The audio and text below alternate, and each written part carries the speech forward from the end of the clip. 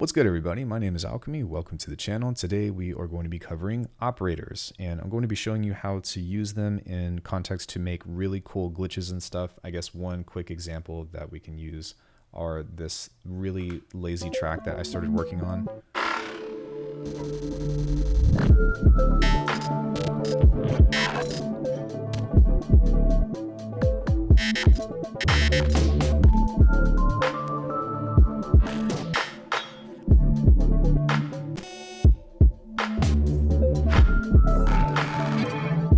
All the little glitches and stuff that you heard within that are pretty much through operators, and when you start combining them with all of the other things that you can do that are generative or random within Bitwig, things get absolutely insane.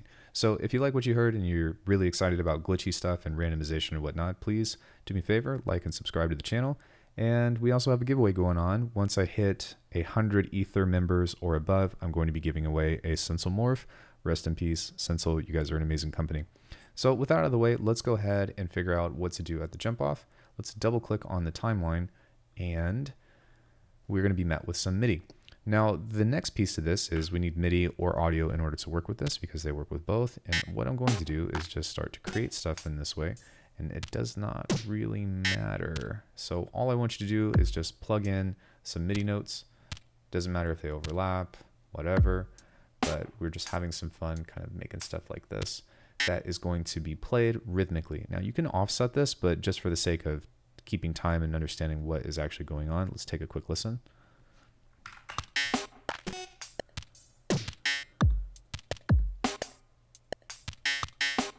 Now I did use a glitch kit, but this should be a factory thing, so there's that. There's a lot of different ways to approach getting glitches and stuff in that way, and in the future I'm going to be showing you some really insane stuff on how to do all that, but for now, just bear with me. Now, because everything is in time, it makes it a little bit easier to work with, but what we want to do is start to focus on selecting MIDI in which to grab some stuff. So I always want this beat here to be on the 1, but everything else, say between all of this stuff, we can actually highlight them and do operators together where it's on a per note basis or like per selection basis, so all of these can be unique. But what I'm going to do is just grab these and randomize the chance of them and set the mean to be like 67%. And so now anytime this re-triggers, there is a chance that this will or will not play if you see the little dice on these, as you can see there.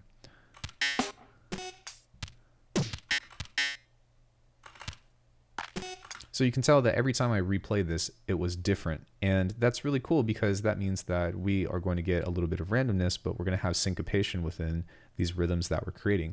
The other thing that we can do with this stuff is let's go ahead and grab maybe these guys. Yeah, I'm going to grab the bottom here. And we can actually set repeats on these that are exponential rhythms. So typically speaking, you can actually just hit this and let them play and fire off at as many counts as you want to, pretty much. The other thing you can do is set those exponential rhythms by making it go from fast to slow or from slow to fast. If you hit the velocity tab here and we pull this up, you can see that you can actually create a ramp with the velocity if you wanted to. And then the conditions and the occurrences are something that I also want to discuss, which are really sick. So the first thing that I'm going to do is I'm just going to duplicate this and then we'll leave this on.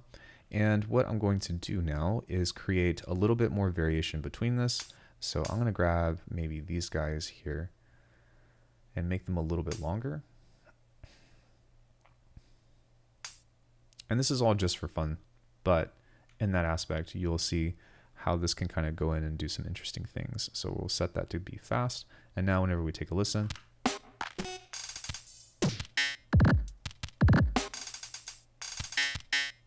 and then let's make sure that these all have some chance on them because I don't want them to play every single time. So I'm just going to vary that up and set the average to like 50-ish percent, 40%, doesn't really matter. So the next piece to this would be to start thinking about how to use those conditions and occurrences. Now, because this is a little bit prominent, what I'm going to do is set a condition here to where only when the fill is turned on, which is this guy up here, these are going to activate. So if I were to play this and the fill is not turned on, these aren't even going to trigger. But if I turn the fill on, now there's a chance that this is going to be fired off. All right, we're 0 for 1, 1 for 2, 2 for 3. And you can see that those are firing off. And what's really neat is that you can actually automate the fill on here if you go into the master. So just by clicking this. And what we can do is we can hit 3, hit option, and start to draw in little places and stuff, which this is kind of arbitrary because these only fire off in a couple of other places. But what I'm going to do is add some kicks here in a second to make it a little bit more interesting. So I'm going to hit 3 now, and we're going to go to our kick. Let's figure out where that kick is. And let's just draw those kicks and kind of duplicate those as such. Okay, that's fine. And then we will do the same thing here, where maybe we won't have as many kicks. And let's go ahead and hit 1. That way I'm switching back over to the selection tool. We're going to highlight everything that's on the bottom. And we are going to grab our chance. And then we're also going to change this to fill on.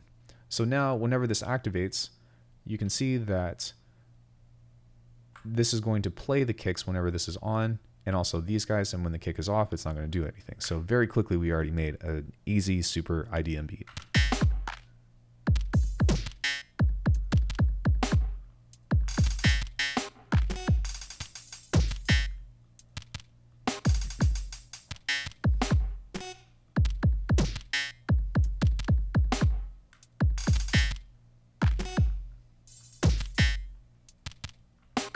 And every time this plays, it's always going to be a little bit different. Now, the next piece that I want to show you actually requires the clip view. And the reason why is because of the way that it loops. I'm not really sure how that operates or whatever, but no pun intended. But what I'm going to do is just trigger the same clip from here. So that way you're going to see why this makes sense. Now, I'm going to go back into this and I am going to select these kicks here. Just the kicks, and I'm actually going to turn the recurrences on and off, and you can see that this is kind of like a toggle based off of a bar. I wouldn't necessarily call it a step sequencer because it's not adding steps, but every bar within 4 bars, you're going to be able to turn this on and off. So that means that when it comes to this, this is going to be deactivated. When it comes to this, it's going to be deactivated. Now, the reason why I put this in clip mode is because if you play this in the timeline and we do the same thing, so let me drag this back over here, then you'll actually see that these guys are going to hang on that first bar. And I'm not really sure why, but let's just kind of do that one more time and see if I can fix that. No worries, we'll switch that all over, and then we'll make this down to 4 again and turn it back on. So take a look. This little guy right here should be repeating. Even if this were the same, I think that what's happening is that these are being treated as unique. So what you have to do is set this over into the clip launcher, and now whenever you see that these are highlighted, just the bottom ones, mind you, that this will actually change into the sequence aspect. We have to play that from the clip mode though.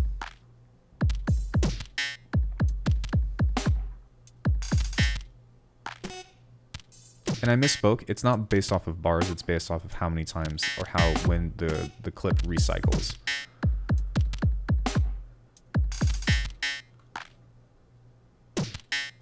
So with that, we've got a ton of variation that we've pretty much turned on in between.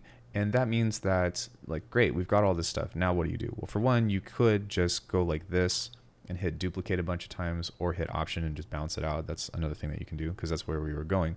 But if you were to drag this out like this and then go pop, pop, pop, pop, and then bounce it out, then you'd have different variations between those at all times. The other thing that you can do, which is a little bit easier in my opinion, is to right click on the clip and go to expand, or it's preserved to W. And this will say how many times do you want to repeat this clip. We can go to, let's just go 4 repeats. And if you want to preserve the chance, you can. If you want to preserve the spread, you can. I'm just going to leave it alone. And now we've got 4 repeats of the same thing. And you can see that all of these have a bunch of different stuff on them. They're all completely unique. So if we were to play this clip,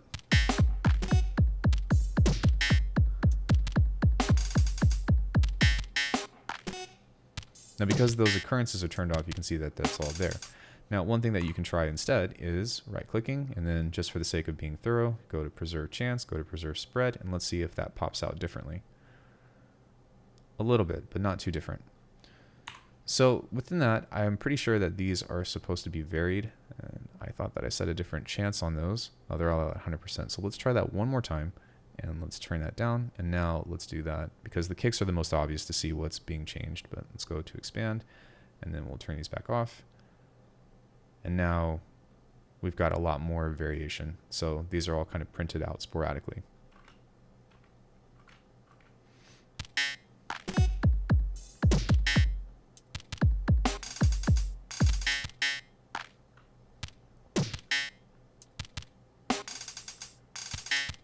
Which is awesome. So then you can just kind of drag this out to your timeline, or you can hit Option and this will print it, pretty much bounce in place, which is great. And then you can get into the chopping board, which is pretty awesome. Now, because of that, and as I described before, we can also highlight this, and I'm going to set this to a really small slice, but we can go like this and then go to 1/8 mode. And now you can see that all of these are sliced, and I can start to pick stuff and go and do things like that. And we can set recurrences on this. Something else that's really incredible is that if you wanted to, you can right click on this and go to slice at repeats. So this will break up those divisions for you very quickly, which I actually think in some cases could be more efficient than actually hitting slice in place. But you can scroll through all of these at the same time. You can hit Option and do time stretching to these. So getting in and starting to cut up stuff and combining them with the amazing tools that you already have within Bitwig only helps further enhance the user experience for creating music like this. And this is just like a basic beat that we're already starting to destroy. And because each of these little clips, regardless of if it's audio or whatever, can have as much variation as you want. For example, depending on what it is, you can change the panning. If it's audio, you can change the pitch, you can change the format, you can change the volume of it, you can change the stretch mode of it, you can duplicate it, you can do the repeats, you can like, oh man, there's just so much that you can get into and just have a blast cutting up audio and setting stuff up. And it doesn't have to be with drums, but drums obviously is the easiest example.